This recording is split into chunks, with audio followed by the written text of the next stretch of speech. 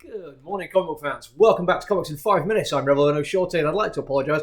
I was going to review The Flash yesterday, and I'd like to give you a really good reason. I'd like to tell you about some deep personal issues that have been going on in the shops, issues and all that. It is literally a case I was a bit hungover. Turns out when you're 45 years old, drinking 7% lager all night, hanging out with your role-playing buddies, genuinely means you're going to be a bit ill the next day. Don't recommend it, apart from I genuinely do. It was a fantastic night. But I have spent today actually properly reading this. I've got under its skin a little bit. I've gone back to it a few times because I had some very high expectations, and when they weren't immediately met, I thought to myself, this is going to be a really negative review because there's so much I like about it. And I had to go back and rethink how I was going to approach this one. And I have to tell you about the two things which let me down a little bit first, on the understanding that this is not me giving you a negative review. This is me just telling you a couple of bits and pieces which I think they affected my enjoyment ever so slightly. Number one, when it comes to the writing, it is very science heavy. There's an awful lot of tech discussion going in there, and also I think there's an awful lot about the Flash character and the Flash family that I just don't know enough about. So I was left floundering a little bit. Some writers could have maybe worked in a little bit more of what was going on in ways that weren't overly invasive.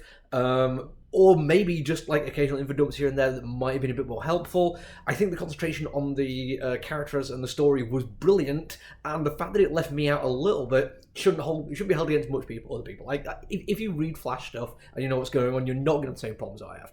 If you kind of like the techno-babble explanations or everything that's going on, you're probably going to really enjoy it. He's a great writer. But those are things which just push me off a little bit. In terms of the artwork, I love Deodato Jr. He has done some stuff which I've absolutely adored in recent years, but he's also a master of the more photorealistic style, which in certain instances works brilliantly. Not All Robots and Redemption, both absolutely brilliant ones.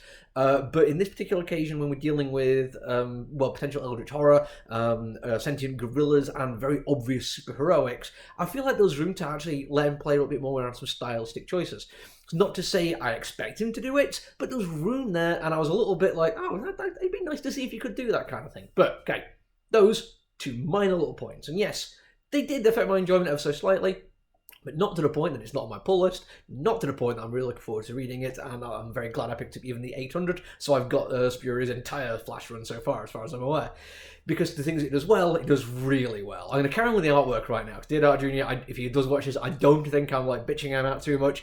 He is at the top of his game. There is certain individual sequences which are just beautiful to behold. There's a weird sci-fi extravaganza where individuals on a city street are taken in semi-transparent orbs and transported away, and as a full-page spread, it looks amazing. Like, every bit of the detail is just spectacular. The final page, when we get a big reveal about what it's been leading up to, is beautiful in its own twisted, dark way. He also really has fun with page layouts. An awful lot of it looks like it's a similar kind of structural style, which it is, but he plays around where the guttering falls and can even play through the guttering when he needs to. He uses it to show passage of time and scale of events in ways which, I mean, it looks effortless that he just figures out exactly how to do this on quite a complicated layout, but it all makes sense. Like, you read it naturally and the story flows perfectly. He is great at what he does. In terms of the writing, yes, I have expectations of Spurrier. Some of the stuff I've read recently, like Uncanny Spider-Man, which has been absolutely fantastic and funny,